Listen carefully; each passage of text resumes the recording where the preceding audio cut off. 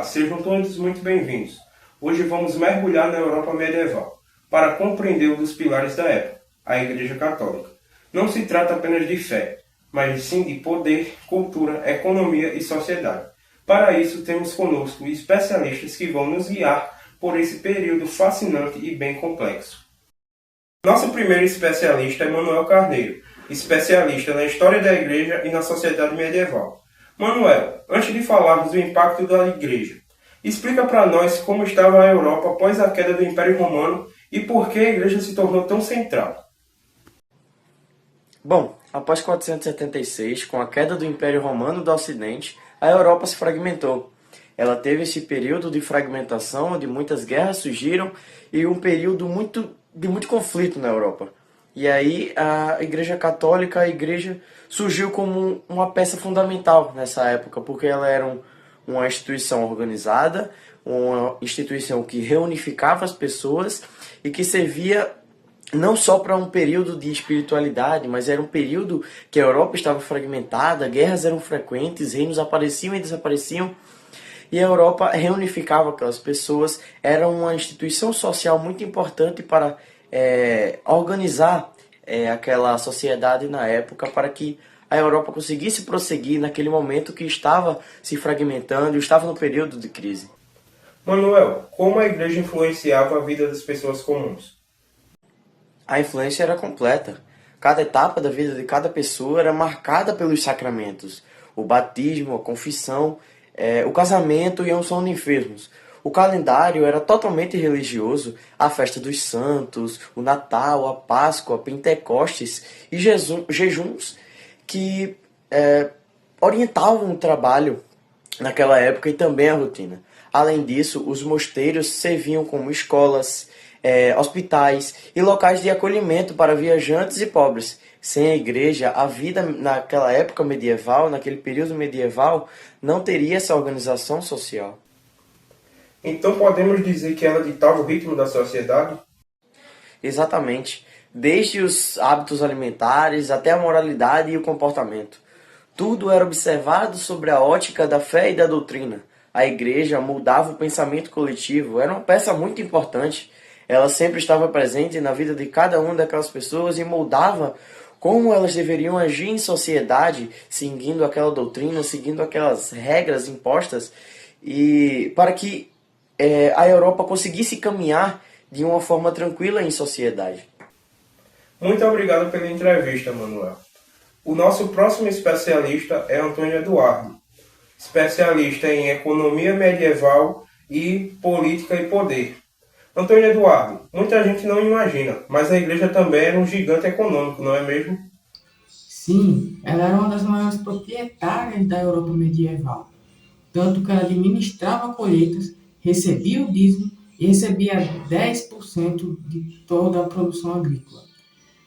Uma coisa que vale a pena ser lembrada é que os mosteiros eles eram usados para táticas agrícolas avançadas.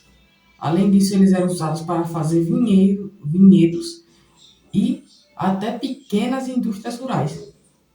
Ela era muito importante para o comércio, tendo uma grande função em comandar ele de certa forma, tanto que ela tinha um controle sobre as feiras, ela conseguia limitar os juros e tinha a legislação moral do comércio. Ou seja, a igreja não era apenas religiosa, era um ator econômico fundamental? Exato. Algumas aldeias elas necessitavam do suporte e da organização que a igreja ela dava. Ou seja, a igreja ela era vital, fundamental, tanto para a economia regional e local. Relações. Qual era a relação entre a igreja e os reis? A igreja ela era muito importante na política, tanto que o Papa ele poderia coroar reis, ele poderia excomungar governantes tirando sua legitimidade e poderia interceder em guerras territoriais. Um exemplo claro é em Quarela das Investiduras, onde papas e reis disputaram quem ia renomear o novo bispo, renomear o bispo no caso. Isso mostra que a igreja ela não era só um ator religioso, ela também era um ator central na política. Haviam conflitos entre autoridades religiosas e seculares?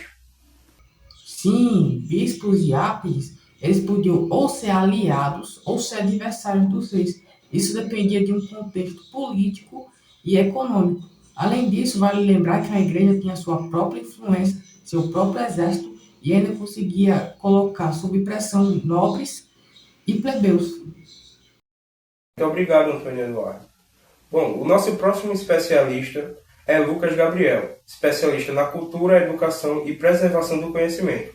Lucas, fala sobre a contribuição cultural e educativa da igreja. Não escuta não. Claro, ela foi central, e os mosteiros preservavam os manuscritos clássicos escritos à mão pelos monges em escritura. E as primeiras universidades estão ligadas à igreja, como Bolonha e Paris. Lá se oferecia um conhecimento bastante avançado de arte, arquitetura e música sacra, também ligadas à igreja. E por fim, as catedrais góticas e vitais, que transmitiam a história de fé e história junto com arquitetura. Ou seja, a igreja moldou a identidade cultural europeia? Exatamente. Sem a igreja, o conhecimento de filosofia, arquitetura e literatura clássica teria sido muito menos reduzido. Muito obrigado, Lucas. Agora, vamos ver alguns exemplos concretos do impacto da igreja.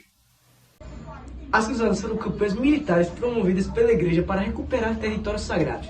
Elas alteraram a política europeia e estimularam o comércio e geraram contato cultural com o Oriente. E os mosteiros beneditos não só preservavam o conhecimento, mas eram também centros sociais e econômicos de educação, assistência aos pobres. As catedrais representavam poder, riqueza e fé. Além de locais de culto, funcionavam como centro de identidade urbana e fomentavam a economia local por obras, feiras de comércio e arte sacra.